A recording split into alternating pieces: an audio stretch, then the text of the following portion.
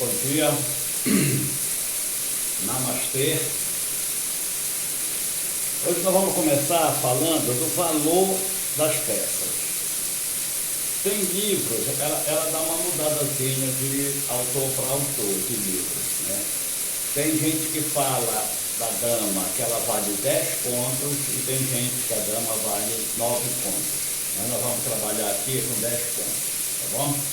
Então, vindo para cá do tabuleiro, a dama é toda poderosa dentro do tabuleiro, ela vale 10 pontos. Esses pontos, eles são simbólicos, só para gente ter a ideia da força de cada peça. Se você estiver jogando uma partida, não deu tempo de terminar, não teve checkmate. Então, bora contar o número das peças para ver quem ganha uma partida. Isso não existe no xadrez. Tem gente que faz, mas isso não existe. Então, não deu para terminar, a partida terminou empatada. Não interessa se eu capturei 20 pontos dele, ele 15 do meu, mas termina a partida empatada. Tá? Fazer uma observação assim, que está caindo uma aguaceira para não perder o costume. Se vocês devem estar ouvindo um chiadozinho, é chuva. Muita água, graças a Deus. Muita água que está caindo. Então, a dama, 10 pontos. É a mais poderosa dentro do tabuleiro. Para o rei, a gente não dá ponto para ele, porque quando ele é capturado, a partida acabou. Então, ele não tem ponto. Então, começa com a dama, são 10 pontos. Depois vem a torre, que vale 5 pontos. Depois vem bispo e cavalo, que valem 3 pontos. Que valem 3 pontos. São as pedras. Espera aí que agora bateu um branco. E o peão? 10, 5, 3. E o peão 1 ponto. Olha, eu vou ficar nessa dúvida. Vocês vão ter que procurar, pesquisar para ver. Eu estou meio perdido aqui. Esqueci. Muito tempo que eu não trabalho, estou sempre colocando isso. E deu uma sumida. Rapaz, eu não gosto, mas eu tenho que estar repetindo isso. Problema de depressão e de ansiedade, a coisa que mais me afetou foi a minha memória, né? Nome de pessoas, eu esqueço com a maior facilidade. Então aqui deu um pequeno branco, coisa que eu sei de cor e salteado. Eu não me lembro se o rei é 1 ponto ou se ele não tem ponto, se ele não vale nada. Mas eu acho que se o cavalo e o bispo são 3, ele deve ser 1 ponto. Mas, desculpa, mas vocês vão ter que dar uma arrumadinha depois aí para ver qual é a realidade. Então é mais ou menos assim que funciona. Então quando você estiver jogando, jamais você vai trocar a sua dama por uma torre, porque ela vale o dobro de força da torre. Então nunca, isso é importante para isso. A gente fazer uma troca de cavalo com cavalo, cavalo com bispo, normal, porque tem o mesmo valor. Mas fazer uma troca tipo assim, eu vou dar a minha torre e vou pegar o teu cavalo. Não é interessante, porque a torre ela é mais pesada, ela é mais forte. Ai, começou o cai-cai. É mais forte. Então, seria isso. 10, 5 e 3 e o peãozinho em ponto. Então esses são os valores da peça. Como eu já falei, não serve para decidir uma partida. Se terminou, um capturou mais do que o outro, não vai ao caso, tá? Então lá no caso vai dar um empate. Aí depois disso foi que eu anotei aqui, tá? No xadrez, peça tocada é peça jogada. Então quando você vai jogar uma partida de xadrez, é como eu ensino para os meninos lá onde eu trabalho, onde eu trabalhava. Você coloca a mão em cima da mesa assim e fica jogando. Vai fazer o lance, você vai lá, mão para cá. Vai fazer um lance, mão para cá. Porque se você ficar tocando na peça, você quer jogar a dama, vamos dizer. Aí você joga a dama, mas tu vem aqui, o bicho fez isso, tocou na peça, tem que jogar a peça que você tocou. Isso dá uma confusão doida em competições, principalmente o árbitro fica numa situação difícil. Já aconteceu comigo, eu estava como árbitro lá em Maringá, numa partida, num torneiozinho só de estudante, só de criança, e o garoto pegou na peça E o outro me chamou, disse, tio, ele pegou na peça e não quer jogar. E aí, para o árbitro, uma palavra contra a outra, é difícil de resolver essa questão. Mas vai, quando a gente trabalha com a criança, né, que é por isso que eu gosto do xadrez, que a gente consegue educar muito as crianças através do jogo, tem que dizer para ele que ele não pode mentir. Se ele tocou na peça, ele tem que jogar aquela peça, só se não tiver lance legal. Aí sim, ele não joga e pode fazer outro lance. Mas se tiver lance legal, ele tem que fazer, mesmo que ele esteja dando a peça dele de graça. Eu vou contar uma história rapidola, que umas coisas acontecem. Não vou citar o nome dele, mas eu fiquei muito chateado com esse rapaz. Veio daí de fora, também não vou dizer de onde, veio para cá para Salinas, se conhecemos, começamos a brincar, ele jogava muito mais do que eu, por causa disso ele não gostava de perder para mim, né, porque ele era melhor do que eu, ele era lá da região sudeste, eu sou do norte, o pessoal da região sudeste não pode perder para a região do norte, os bandos de babaca, porque nós somos tão inteligentes quanto vocês, em algumas coisas até mais, e ele ficava com isso. Então, eu vou contar aqui o que aconteceu. Não, assim não, pode ser aqui de frente. Ele pegou o bispo dele, e pegou no bispo, tirou da casa, levou, aí quando ele se espantou, ele disse, ele deve ter imaginado, né? Fiz besteira, porque ele não podia, aquele lance, ele ia ficar prejudicado. Aonde ele soltasse o bispo dele, ele ia fazer besteira, ia me favorecer. Aí o que é que ele fez? Ele voltou com a peça para a casa de origem, largou, que pode, tá? Você pegou na peça, levou, aí ficou na dúvida, você pode voltar a peça, colocar na casa de origem dela, mas na hora de jogar tem que ser com ela, porque você já tocou na peça, né? E ele, para dar uma de esperto, ele chegou, fez isso, levou, viu a besteira que ele fez, voltou e colocou. Ele pensou durante meia hora, essas meia hora, e eu só de olho nele, só de olho, ele pensou meia hora para me esquecer que ele tinha tocado naquela peça, que ele podia jogar outra. Aí ele pegou um cavalo, pá, jogou o cavalo para cá.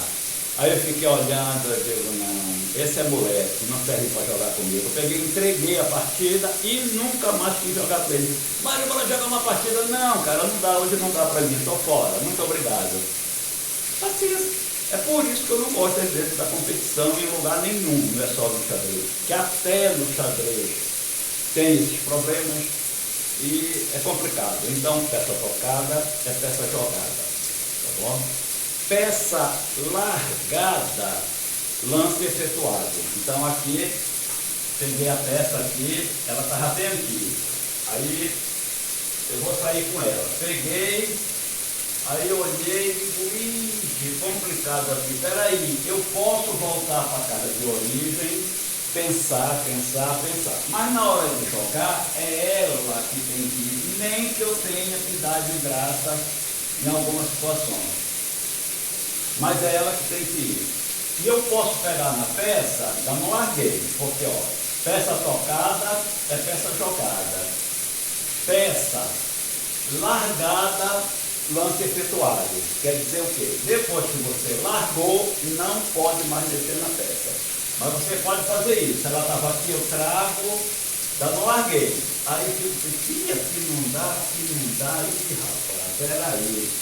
Posso pôr aqui de novo, ainda não joguei a peça. Agora, quando eu vier com ela, se eu fizer isso e largar, acabou. Não tem mais jeito, essa peça não pode mais ser mexida, tá bom? Peça tocada, peça jogada, peça largada, lance efetuado. Isso tem que ficar muito bem gravado. Foi que eu anotei aqui. Aberturas. Aqui no jogo de xadrez, a gente fala abertura, meio jogo e final. Tá? É dividido assim, não é começo, não é início de partida, é uma abertura. Então a abertura ela vai variar lá entre o 5º lance até o 10º, mais ou menos, é a abertura. Então, na abertura, quando você começar a jogar uma partida, olha, mas isso, meus 40 anos de experiência é brincadeira. 99% ou 100% das pessoas que vão jogar uma partida pela primeira vez, o lance deles é esse. Aqui ou aqui. Começam por aqui, né? Mesmo que seja pulando uma casa, se quiser, começam por aqui. Que não é um bom lance. Logo no começo eu falei que a gente ia precisar desse quadradozinho aqui para a gente conversar sobre ele, essas 4 casinhas. Aqui no xadrez, aí quando eu dei um curso para os jogadores de futebol, lá do Clube do Remo, segunda potência da região norte, da primeira do Japão, eu comparei isso daqui com um jogo de futebol. Um bom time de futebol sempre é aquele que tem um bom meio de campo, que distribui, né, que faz as jogadas acontecerem. Por isso que o Remo não ganha do Paysandu, porque o Paysandu sempre teve um bom meio de campo. Então ele ali, quem domina o centro do campo de futebol, leva vantagem na partida. Aqui é a mesma coisa. Quem domina essas 4 casinhas na abertura e até o meio do jogo, geralmente leva vantagem na partida. Então, a saída aconselhada, isso aqui é o básico. Isso aqui mesmo é aquele negócio bem. Não estou falando, a gente não vai ver rendimento aqui, a gente não vai ver aberturas, aquelas aberturas de grandes jogadores, nada disso. É só o simples. Saída do rei, eu ponho aqui, ou saída da dama. Essas 2 peças aqui. A abertura começa por aqui, pelas essas 2 peças. Se eu sair com o rei bem aqui, eu estou dominando essa casa aqui do centro. Então meu peãozinho está bem na costa, né? Se eu sair com essa para cá depois, esse peão está dominando essa casa aqui do centro. Também estou bem na costa. Então seria mais ou menos isso. Mesmo que a pessoa diga assim, mas olha, o meu rei vai ficar aberto aqui para o ataque do adversário. Não, porque nós vimos naquele dia o roque. Então lá pelo meio do jogo, ou mesmo na abertura, você vai rocar. Quando você faz isso, esse cavalo vai sair para cá, olha aí, o bichinho guardadinho aqui. Então não tem perigo dele ficar aqui. Aqui tem. Então depois do roque ele vem para cá. Por isso que não tem problema da gente sair com esse peãozinho aqui do meio. Não tem problema porque ele vai correr para cá e não vai ter problema. Ele vai ficar bem guardado aqui. Então, essas são a saída pelo menos de 2 peões. Sempre aqui. Quando sair aqui que dominou esse, você pode sair, vamos dizer, com esse bicho para cá, depois com esse peão para cá, esse bicho para cá, esse cavalo para cá, esse cavalo para cá. Então, essas são as peças da abertura. Não mexe na torre, por enquanto, não mexe na dama, por enquanto. Porque quando você sai com a dama logo na abertura, você corre um risco de perder a dama.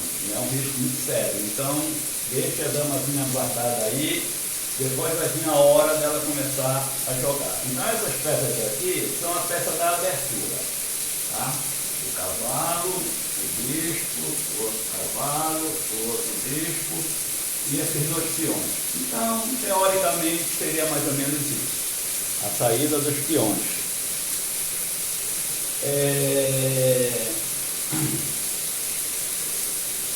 Tem 2 mates aqui, que eu vou mostrar para vocês, que chega a ser engraçado. Tá? Tomara que não vai esquecer. É o mate do louco, que com 2 lances você ganha uma partida, né? Só o louco pega um cheque daquele. E o cheque pastor, que é um bem tradicional, bem acostumado. Quando eu ensinava para os meninos, assim, que trabalhavam comigo, eu dizia para eles evitar ficar trabalhando em cima de cheque pastor. Cheque pastor, na verdade, é para iniciante, jogador profissional, jamais vai tentar dar um cheque pastor no outro, porque o outro conhece e não deixa acontecer. acontecer.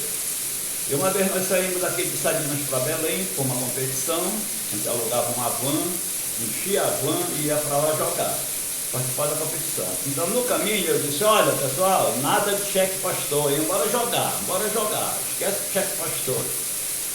Aí a partida começou, quando eu olhei uma mesa lá, os dois se levantaram, eu digo, já sei, cheque pastor. Aí eu fui lá com ele, o jogador daqui de Salinas, eu disse, e aí cara, sou do chefe pastor, mas pô, nós não combinamos que não era para trabalhar com chefe pastor. Ele disse, mas ele deixou. Eu digo, tá bom então, se ele deixou, tá bom. Aí ele deu o chefe pastor. Mas funciona mais ou menos assim.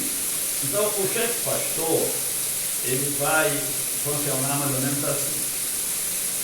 Lembra que eu acabei de falar que a saída boa, peão da dama, peão do rei. Mas esse cara maluco resolveu sair aqui, né? O preto saiu normal. Como foi esse aqui? O preto saiu normal. O branco saiu aqui, o preto saiu com o peão do rei normal. Aí a branca faz essa jogada aqui. Subiu o peão. Aqui ele já perdeu o jogo. Porque essa dama vai sair daqui, vem bem para cá e dá um checkmate no rei. Está atacando o rei. Nós vimos que são 3 maneiras de se sair de um cheque. Então ele deu cheque. É o rei sair do meio, sair da direção do cheque. Aqui ele não pode sair. Não tem como ele sair aqui. Pode reparar, cheque não pode pôr na frente ninguém. Ele não pode sair, melhor dizendo. E não pode pôr na frente ninguém. Esse bispo não pode auxiliar, esse cavalo não pode, essa torre não pode, esse peão não pode. Então, fica nessa situação. E ninguém pode capturar essa dama aqui, então que é checkmate. 2 lances. Mexeu com esse peão, trouxe a dama e deu mate. Tá? Então isso aqui a gente chama mate do louco, porque só louco mesmo para pegar um cheque desse, só com 2 peças movidas. O cheque pastor, a gente tem que analisar o seguinte, esta casinha aqui, repare que é uma casa muito frágil, ela só é protegida pelo próprio rei.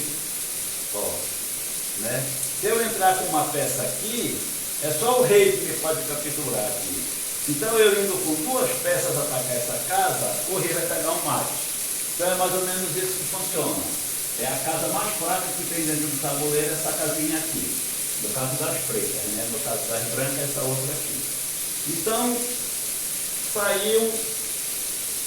a branca saiu normal, peão do rei. A negra respondeu também normal. A branca vem com o bispo bem para cá, já está atacando essa casa aqui, considerada fraca, já está atacando, né? Aí a preta sai normal com o cavalo aqui, sem problema nenhum até agora. A branca sai com a torre, pode sair para cá ou pode sair para cá. Eu prefiro aqui porque dá mais uma escondida, não dá uma ideia de um ataque muito forte. Aqui, no meu entender, dá a ideia de um ataque mais forte. Então eu me escondo bem aqui. Se a preta enxergar o que vai acontecer, ela tem como evitar. Basta ela fazer isso aqui, já evitou, não tem mais como a dama entrar, ou basta trazer o cavalo e colocar aqui, não tem como a dama entrar. Mas se ele não conhece e fizer uma jogada simples para cá, aí a dama entra aqui e dá checkmate, que é o cheque pastor. O rei não pode capturar a dama, porque o bispo está aqui, né? E ele não tem para onde fugir, não tem o que fazer aí. Então aí já é o mate. Cheque pastor. Mexe um pouquinho nas peças da dama. São os 2 mais rápidos que tem dentro do tabuleiro, são esses 2. E não tem escapatória. Cheque pastor Porque uma vez um pastor levou as ovelhas para pastar, e ele estava sentado embaixo de uma árvore, sozinho, com um tabuleiro de xadrez lá. Aí o rei passou, o rei do local na carruagem dele, viu e disse, vou jogar uma partida aqui com ele, para aí. Aí pararam, tentaram, foram jogar uma partida, e o pastor deu esse cheque no rei, né, do local lá. Então ficou cheque pastor por causa disso, que é verdade. Lenda, isso são lendas, né? Não se sabe se é verdade, se é mentira. O que é que nós temos aqui? Mate do louco, cheque pastor. Quando é que uma partida de xadrez termina empatada? Tem 6 maneiras de terminar empatada uma partida de xadrez. A primeira é até curiosa, é comum acordo. Eu estou jogando uma partida com meu parceiro, a partida está ficando meio feia ali para os dois lados, aí um sugere, você aceita o empate? Geralmente é assim que funciona. Você aceita o empate? Se o outro analisar o jogo, eu digo, não, aceito, porque numa competição, de repente, 2 caras fortes, né, o empate ajuda. Eu tenho até uma história para contar sobre isso. Um empate ajuda. Aí, o outro diz, não, tudo bem, bora empatar. Sem problema nenhum, arruma o tabuleiro, levanta, porque o árbitro não se envolve numa situação dessa, né? Aí ele se envolve, chega lá com o árbitro geral e diz, olha, a partida da mesa tal terminou empatada. E o cara foi lá e empate, sem problema nenhum. Uma vez teve uma competição grande, Campeonato Brasileiro, que o primeiro e o segundo lugar iam participar de uma competição da América do Sul, toda. Só ia os dois, o primeiro e o segundo. E ficou para a final para o outro dia, 2 pessoas na mesa 1, né? Os dois que iam resolver a parada. Se um perdesse, ele ficava fora. E o que ganhou ganhava em primeiro lugar e ia. E se o outro perdesse, também o outro não ia. Aí o cara disse que ele estava no hotel, à noite lá, se preparando para a partida do outro dia. O cara que ia jogar com ele foi lá no hotel. Fulano, cara, bora empatar amanhã. Mas como assim? Por que empatar? Porque se nós empatarmos, você vai ficar em primeiro lugar, vai ser campeão brasileiro, e eu vou ficar em segundo. Nós 2 vamos viajar. Como eu já tenho alguns títulos de campeão brasileiro, um a menos para mim não é problema. Aí você está começando, um título de campeão brasileiro para você caía bem. Aí, claro que o cara que queria ser, além de campeão brasileiro, ia viajar. Ele pegou sério, então fecharam. Então você está na mesa, joga, em determinado momento, dá como empate, levanta e diz, olha, empatamos. Tem gente que não concorda muito com isso, que o ideal seria sentar, jogar, quem ganhar, ganhou, quem perder, perdeu. Eu não sei dar uma opinião aí muito segura em cima disso, se está certo, se está errado, se pode fazer, então, paciência, eu não sei se está certo ou errado. Então esse seria o comum acordo. Teve o comum acordo lá, passou. Tem o outro, que eu nem treinei aqui, é o rei afogado. Eu quero puxar essa ponta aqui. Se você afogar o rei, vamos dizer, esse rei, está bem aqui,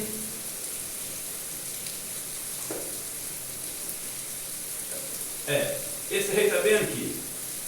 Só está ele no tabuleiro, presta atenção. Não tem outra peça para ele mexer. Pode até ter uma situação dessa, onde o peão está no tabuleiro, mas ele não pode ser mexido, né? Nenhum dos 2. Até alguém capturar um. Então eu estava numa situação dessa, o rei sozinho, com aquele peão que está preso ali. A minha dama está bem aqui. Eu puxo a minha dama e jogo aqui, a partida vai terminar empatada, porque eu afoguei o rei. O rei não pode entrar em xeque, em hipótese alguma. A vez dele, ele tem que mexer com o rei. Se ele vier para cá, ele está entrando em mate, está entrando em xeque. Se ele vier para cá também, e se ele vier para cá também. Então, essa partida aqui terminou empatada. Tenho uma experiência também com com essa situação, com a mesma que eu contei ainda agora, a mesma viagem que nós fizemos. Um aluno nosso aqui jogando e ganhando o outro disparado, o outro não sabia jogar era nada. E ele afogou o rei do adversário. O árbitro disse, não, aqui a partida é empatada, porque você afogou o rei, explicou para ele, e ele ficou muito triste, quase chora, porque ele estava dominando a partida toda. Mas aqui também termina empatado. Tá? Deixa eu ver um terceiro aqui. Esse aqui eu não gosto muito, eu não concordo muito. Repetir a mesma jogada 3 vezes. O mais engraçado é repetir durante a partida toda, não é só 3 vezes em seguida. Você não pode repetir a mesma jogada 3 vezes, que ela é considerada empatada a partida. Se um dos dois chamar o árbitro e dizer, olha, repetiu aqui 3 vezes, eu quero um empate.